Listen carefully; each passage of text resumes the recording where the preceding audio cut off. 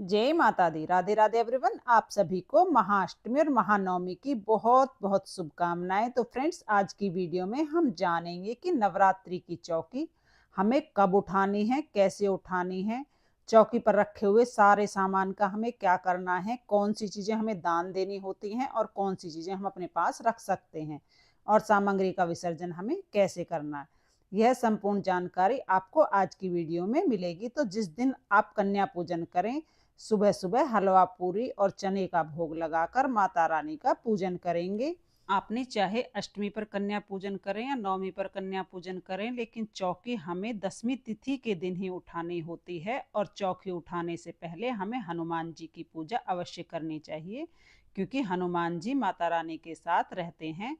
इसलिए सबसे पहले हम हनुमान जी की पूजा करने के बाद माता रानी की चौकी उठाएंगे। चौकी को सबसे पहले हम जिस स्थान पर रखा हुआ है उस स्थान को आगे पीछे हल्का सा हिला देंगे।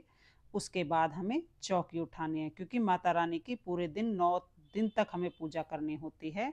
तो नौमी तिथि को शाम को हमें माता रानी के दोनों समय पूजा करनी है, सुबह में भी और शाम में भी। दसवीं तिथि को सुबह सुबह हमें चौकी उठानी है।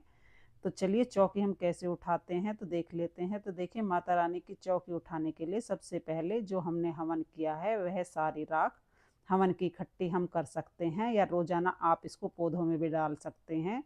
अगर इकट्ठी किए हैं तो इनका भूमि विसर्जन कर दीजिए, नहीं तो आप पौधों में डाल दीजिए। इसके साथ ही देखिए, जितने भी फूल पत्ते हमने इस्तेमाल किए हैं पूजा में, वह सभी हम किसी प्लेट या बर्तन में इकट्ठे कर लेंगे। उसके बाद इनको इकट्ठा करने के बाद आप चाहें तो इनका भूमि विसर्जन कर दें, या आप चाहें तो इनको जल विसर्जन में कर सकते हैं। आप इन्हें पौधों में भी डाल सकते हैं, खाद बन जाएंगे। इसके साथ देखिए, जल के छींटे हम लगा देंगे। जल के छींटे लगा देना विसर्जन का ही एक स्वरूप होता है। तो सबसे पहले हम जो भी मूर्तियां हमने रखी हैं उन सब पर जल के छींटे लगाएंगे। उसके बाद गणेश जी को हम मंदिर में विराजमान कर लेंगे, और जो सुपारी और नवग्रह के रूप में हमने बनाई है उन पर जल के छींटे लगाकर फिर हम सारी सुपारी उठा लेंगे। तो देखिए, आप इस तरह से सारी सुपारी उठा लीजिए, क्योंकि हमने इन पर जल के छींटे लगा लिए हैं।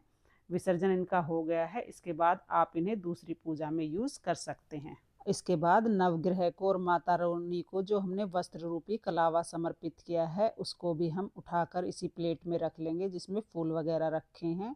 अगर यह ने माता रानी को चुनरी उठाई है तो आप माता रानी की चुनरी को चाहे तो मंदिर में आप माता रानी को विराजमान कर लेंगे और यह चुनरी माता रानी को उड़ा सकते हैं।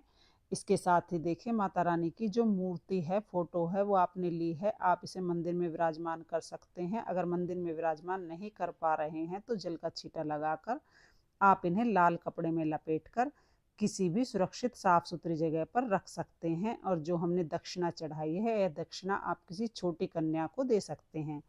अगर आसपास आपके कोई छोटी कन्या नहीं मिलती है तो कोई बात नहीं, आप यह दक्षिणा किसी जरूरतमंद को दे दें। इसके अलावा जो भी श्रृंगार का सामान हमने माता रानी को चढ़ाया है, श्रृंगार का सामान, आप इसमें से 1-2 चीज़ें कन्याओं को दे सकते हैं जो उनके इस्तेमाल की हैं। 1-2 सुहाग का सामान आप अपने पास रख सकते हैं, जैसे सिंदूर हो गया, चूड़ी हो गई। इसके अलावा आप ये किसी सुहागन स्त्री को दान कर सकते हैं। अगर आपको लगे कि कोई नहीं ले रहा है तो आप किसी भी धोबन को, मालन को, या अपनी जो आपके घर में काम करते हैं जरूरतमंद, उनको आप दान दे सकते हैं। इसके बाद बात आती है ज्वारे की, कि इन ज्वारों का हमें क्या करना है। तो बहुत से लोग जो ज्वारे होते हैं इनको विसर्जित कर देते हैं जल में। कुछ लोग पीपल के नीचे रख कर आ जाते हैं ज्वारे। अगर आप ऐसा कर सकते हैं तो ऐसा कर दीजिए, नहीं तो ज्वारे जो होते हैं वो प्रसाद स्वरूप ही होते हैं। माता रानी की पूजा में इस्तेमाल होने के बाद ये प्रसाद स्वरूप बन जाते हैं। तो आप इनको, बहुत से लोग इनका जूस बनाकर, इनको काट कर इनका जूस बनाकर इनको प्रसाद स्वरूप ग्रहण कर लेते हैं, क्योंकि ज्वारे का जूस बहुत ही फायदेमंद होता है। आप ऐसा भी कर सकते हैं, या फिर आप इनको किसी गमले में रख सकते हैं। बाहर किसी पेड़ के नीचे रख कर आना है, पीपल के नीचे रख कर आना है। मुझे आप जो चाहे आप वो कर सकते हैं, बाकी मर्जी आपकी है। बहुत से लोग पीपल के नीचे रख कर आ जाते हैं। उसके बाद देखिए, जो नारियल हमने लिया है इसका हमें क्या करना है, कलावा को हम यही चौकी पर रख देते हैं। अभी जो चुनरी है इसको हम ले लेंगे। इसको हम माता रानी को उड़ा सकते हैं, यूज कर सकते हैं, या छोटी कन्याओं को भी कन्या पूजन में हम इसे दे सकते हैं। आप जैसा आपका मन करे वैसा करें। कन्याओं को देंगे तो कन्या बहुत ही खुश हो जाती हैं। उसके बाद माता रानी का जो मंदिर है उसको भी उठा सकते हैं। इसके अलावा जो नारियल है, तो देखिए बहुत से लोग तो नारियल को जल में विसर्जित करते हैं, कुछ लोग माता रानी के मंदिर में ही चढ़ा आते हैं। अगर आपके यहाँ पर कोई आसपास माता रानी का मंदिर है तो आप वहाँ पर चढ़ा कर आ सकते हैं। बस इसके अलावा हमारे यहाँ इस नारियल को काट कर प्रसाद स्वरूप ग्रहण कन्याओं में बांट दिया जाता है। किसी किसी के यहाँ पर तो अष्टमी के दिन कन्या पूजन होता है, तो कन्या पूजन के समय ही आप इस नारियल को काट कर कन्याओं को प्रसाद स्वरूप दे सकते हैं। अगर आपके यहाँ जल विसर्जन होता है तो आप इनको जल विसर्जन कर दें। इसके बाद देखिए कलश के ऊपर जो हमने ढक्कन लगाया है, आप इसको पूजा में यूज़ कर सकते हैं। जैसे छोटे हवन वगैरह में छोटा सा अगारी बनाने के लिए इसको यूज़ कर सकते हैं। उसके बाद जो हमने फूल इकट्ठे किए हैं उसी में सारा कलावा जो हमने यूज़ किया है, जो पत्ते यूज़ किए हैं, वह सब हम एक जगह इकट्ठा कर लेंगे। उसके बाद देखिए हम एक गड्ढा कर लेंगे खाली ज़मीन में। अगर आपके यहाँ ज़मीन है तो गड्ढा कर लीजिए, नहीं तो आप किसी गमले में थोड़ी सी मिट्टी निकाल कर फिर ये सारी चीज़ें इसमें हम डाल देंगे।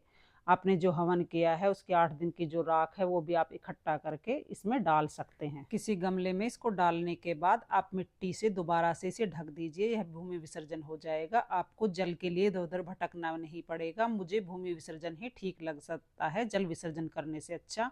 नदियाँ गंदी होती हैं, भूमि विसर्जन में खाद बन जाता है। मुझे लगता है कि यह जल प्रदूषण होता है।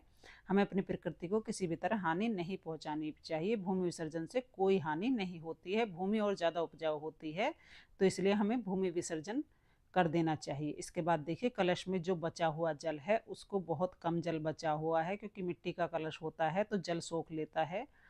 तो जो जल बचा हुआ है उसके छींटे हम एक बार पूरे घर में लगा देंगे। इस तरह से दुर्वा घास से या किसी फूल से, किसी भी चीज़ से आप किसी तरह से पूरे घर में छींटे लगा दीजिए। उसके बाद जो जल बच जाता है वो हम पौधों में, गमलों में डाल देते हैं। जल के अंदर जो हमने सुपारी डाली है, हल्दी डाली है, सिक्का डाला है, ये चीज़ें हमें क्या करनी है।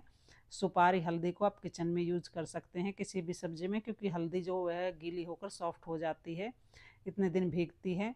उसके बाद आपको सिलबट्टे, मिक्सी किसी में पीस सकते हैं आप सुपारी को, और हल्दी को सब्जी में यूज़ कर सकते हैं। लेकिन जिस सब्जी में आप ये सुपारी और हल्दी यूज़ करें उसमें प्याज लहसुन बिल्कुल भी नहीं डालना है। और इसमें जो आपने सिक्का डाला है उस सिक्के को आप अपने पास रखें, बहुत ही शुभ होता है इस सिक्के को। और पूजा में जो आपने चावल यूज़ किए हैं उसमें से थोड़े से चावल लेकर आप इस सिक्के और चावलों को किसी लाल कपड़े में बांधकर अपनी पूजा घर में या किसी तिजोरी के स्थान पर जहाँ पर आप पैसे रखते हैं वहाँ रख लेंगे। और इस तरह से हम सारे चावल जो बाकी बचे हुए हैं उनको इकट्ठा कर लेंगे। इन चावलों को हम दान कर देंगे। आप चाहें तो इसमें थोड़े से चावल और मिला दीजिएगा अपने पास से, फिर इसको हम दान कर देंगे किसी भी ज़रूरतमंद को। आप चाहें तो आप दान कर सकते हैं। आपके घर में जो हेल्प पर या मेड आती है उसको भी दे दें, वह भी बहुत खुश हो जाएगी। मतलब जिसको भी इसकी ज़रूरत है उसको आप इसको थोड़े से चावल मिलाकर दान कर दीजिए। इसके बाद जो चौकी पर हमने कपड़ा बिछाया है इसको हम साफ़ कर लेंगे और उसके बाद इसे दोबारा पूजा में यूज़ कर लेंगे। चौकी को भी हम दोबारा पूजा में यूज़ कर लेते हैं। तो इस तरह से हमें चौकी उठानी होती है फ्रेंड्स। पूजा में यूज़ हुई कोई भी सामग्री हमें इधर उधर नहीं डालनी है। कोशिश करें हर चीज़ को यूज़ किया जा सके, क्योंकि जो चीज़ें हमने पूजा में यूज़ की हैं वो बहुत ही पवित्र होती हैं। इन चीज़ों को हमें इधर उधर नहीं डालना है। इन सभी चीज़ों का हमें क्या करना है मैंने विस्तार से बता दिया है। आपको वीडियो पसंद आई हो, वीडियो आपके लिए थोड़ी भी यूज़फुल हो तो प्लीज़ वीडियो को लाइक कर देना और मेरे चैनल को सब्सक्राइब कर लेना। मिलते हैं अगली वीडियो में, तब तक के लिए माँ भगवती की कृपा आप सभी पर बनी रहे। जय माता दी।